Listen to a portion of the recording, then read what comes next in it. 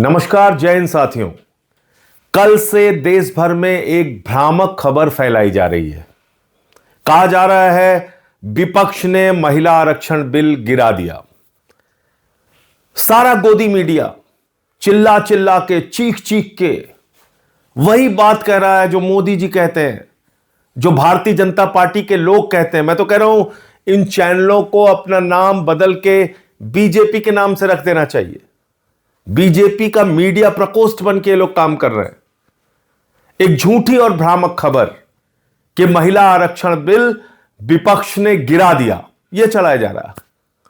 और कल से मैं देख रहा हूं पूरी की पूरी भारतीय जनता पार्टी महिला हितैषी बन गई है। वो पार्टी जिसकी मातृ संस्था आरएसएस ने 100 वर्षों में एक भी महिला प्रमुख नहीं बनाया आरएसएस का। वो पार्टी जिसकी मातृ संस्था आरएसएस में महिलाओं का प्रवेश वर्जित है, वो भारतीय जनता पार्टी और जनसंघ जिसका आज तक कोई भी अध्यक्ष महिला नहीं हुआ। वो पार्टी, वो बीजेपी जो मणिपुर पे खामोश रहती है, हाथरस पे खामोश रहती है, अंकिता भंडारी के मामले में खामोश रहती है, जो बलात्कारियों को संरक्षण देने का काम करती है, वो कल से महिला हितैषी बन गई है। और मैं देख रहा हूं कि पूरी की पूरी गोदी मीडिया उनके पक्ष में खड़ी है। पहली चीज तो मैं देश के लोगों को स्पष्ट तौर पे कहना चाहता हूं कि महिला आरक्षण बिल 2023 में जो पास हुआ था वो देश भर में लागू हो चुका है। यह उसका नोटिफिकेशन है। 16 अप्रैल 2026 को 3 साल के बाद, याद रखिएगा 3 साल के बाद इस बिल को नोटिफाई किया मोदी जी ने। 16 अप्रैल 2026 को, आज 18 है, कल 17 थी, उसके पहले 16। ये देखिए आप, तो ये कौन सा बिल नोटिफाई हुआ है? 2023 में जिसको सारे विपक्ष ने, पक्ष ने, सब ने मिलकर पास किया था, महिला आरक्षण बिल, वो पास हुआ है और वो नोटिफाई हो चुका है।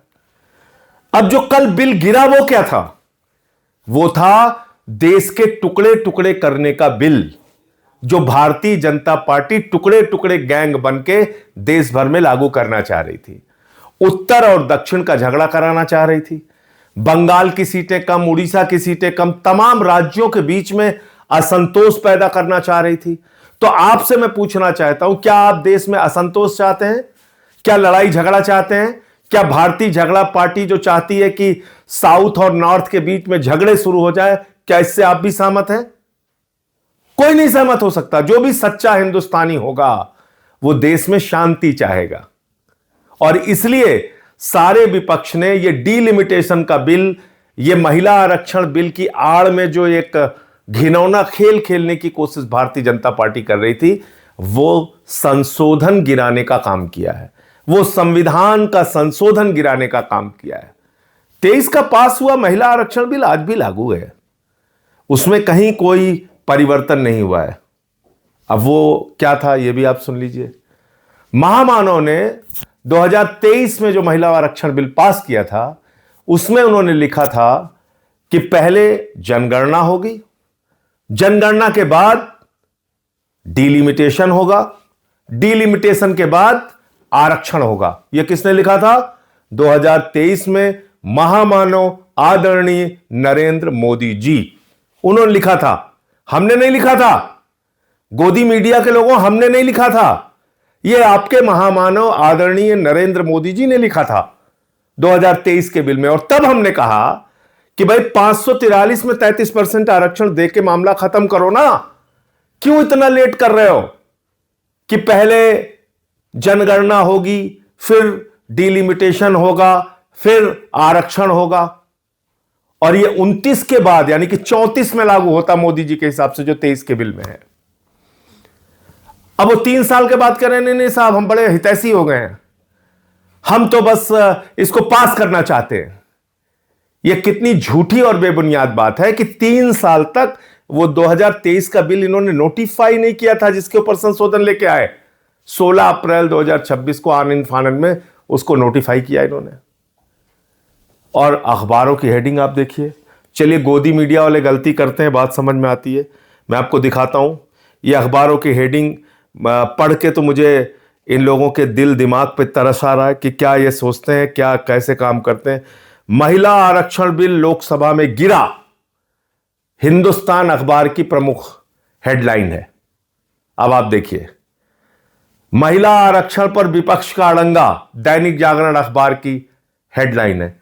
ये आप पढ़े लिखे संपादक होके अखबारों के, आप इस तरह की खबरें, भ्रामक और झूठी खबरें फैला रहे हैं।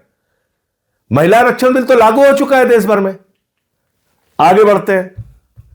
अब बात आती है डीलिमिटेशन के नाम पे ये क्या करना चाह रहे थे। ये इस बिल को आनन फानन में क्यों लेके आए? क्योंकि इनको बंगाल और तमिलनाडु का चुनाव दिख रहा था। इनको लगा हम देश भर में ये प्रचारित करेंगे कि देखिए देखिए साहब, महिलाओं के आरक्षण के खिलाफ है पूरा का पूरा विपक्ष और हमको चुनावी फायदा हो जाएगा। लेकिन मामला उल्टा हो गया। मामला यह हो गया कि आप 2011 की जनगणना के मुताबिक डीलिमिटेशन करने की बात कर रहे थे, जिसमें बंगाल की सीटें कम हो रही हैं, तमिलनाडु की सीटें कम हो रही हैं। तो उन लोगों ने अपने अपने राज्यों में इसको बड़ा मुद्दा बना दिया। तो लेने के देने पड़ गए, लेने के देने पड़ गए मोदी जी को।